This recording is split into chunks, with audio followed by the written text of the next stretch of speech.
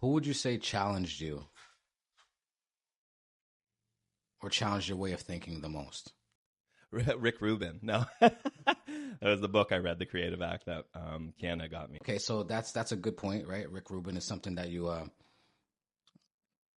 someone that you may look up to, or something that you read, but like in your life, in your personal life. So this question, it's hard for me to answer because everybody challenges me. But who challenged you the most? The most, like your way of thinking, like your whole being, your whole way of thinking, where it's like, you know what, like,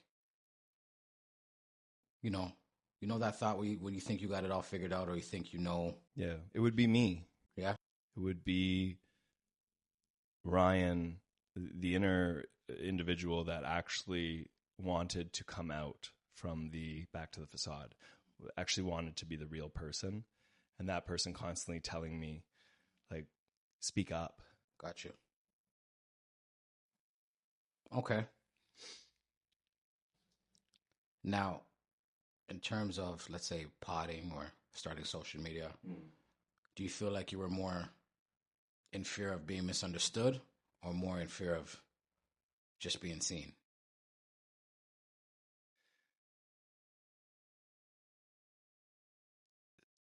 None of those. I was afraid that I would be found out, an imposter, let's say. I would make a mistake. Honestly, Vinny, the perfectionist anxiety for me, for Ryan, it is debilitating at times. It was debilitating at times. It was to the point where I would have a project on the go, then I would start another, and I would just keep avoiding the projects that I was working on because I was doubting myself in being able to complete it and put it out there because it had to be perfect. Even that was the same thing in school. I was in school for so long because I needed extensions. Because the perfectionism, the doubt convinced me that it wasn't ready to be, let's say, a paper. It wasn't ready to be handed in because, if I only had this in it. So now apply that to interactions, to social media, to everything that I do now. Every post I would have ruthlessly criticized and picked apart until the point where there was nothing left. When did that change? Yeah, so this is ongoing again, but in, like I said, August 2023, when I started social media, that was the beginning. But I think it started way back before that when I started therapy. I think it's always been something I'm working on because it's been little steps forward where I've been able to say to the perfectionism, like, fuck you. I can say something and make mistakes. Okay. It's quite interesting. It leads up to my next question. So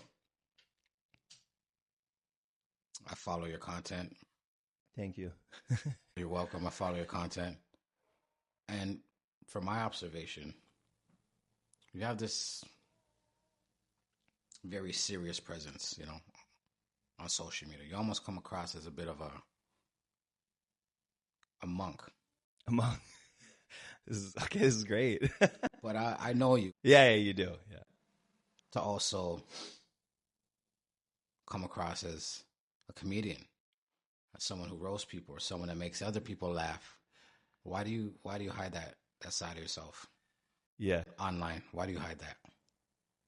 Interesting. I don't feel I hide it, but this is you saying that gives me an alternative perspective on it. I approach my work with a way that I know I'm happy with. I approach it in a critical way, but a way that is more open and accepting of what I'm trying to do. And that also I'm trying to figure out, what am I trying to do? So when you see me, that's my break. That's when I can let go of the seriousness of the work that I'm doing, because I do take my work very serious. But it gives me almost a sense of purpose to connect with individuals on so many different levels. So there's the social media side. There's also the side you see often, and the comedian in me, the one that's roasting people, as you say, but able to have a laugh. That's an individual that I'm becoming more comfortable with, because I have to learn how to bring down the barriers, the facade, because I've done it for so long. So it's so natural for me to have the one side that's serious and the other side that's able to just let loose. So do you ever feel like you're performing a version of? Absolutely. Oh, yes. Even now as we're doing this, what version am I performing right now? Well, I don't know. I don't have the answer to that. Just sounds like it's your work version. So because I'm very passionate about it. So this is where I'm also learning where there is a divide or there isn't a divide.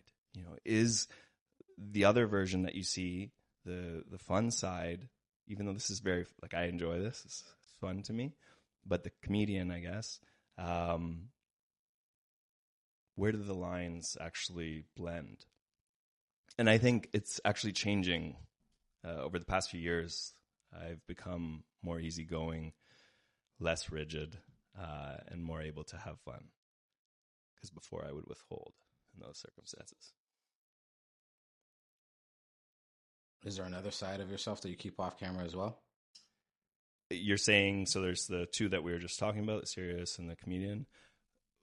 Give me more. What do you, like, is there another side of me? That you keep off camera intentionally? I do notice that there's some vulnerability that you share. Yeah. You know, we spoke about the comedic side.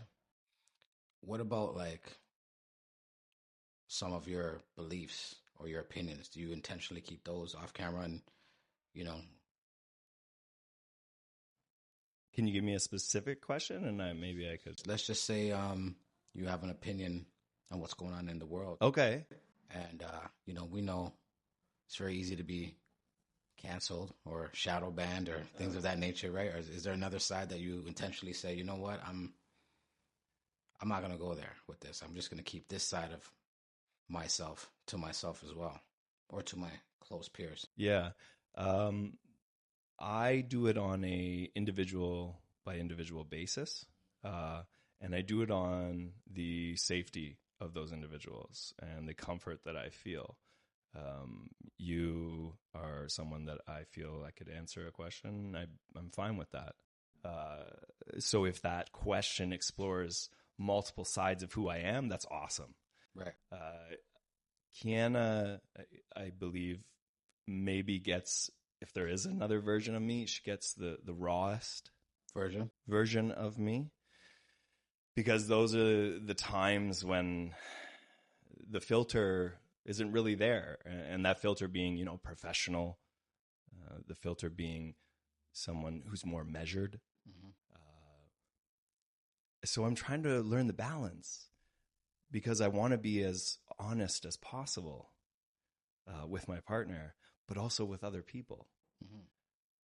But I do it based on how I feel with that individual around me. And this isn't like a pseudoscience, for me at least. I know when I feel safe talking to someone. Mm-hmm. And it's the smallest actions or gestures that they make, comments that they make, and that's what I base it on. So I don't think there's one or two or three sides. I think there's many sides to me, and I think they change depending on the context and the people. Okay.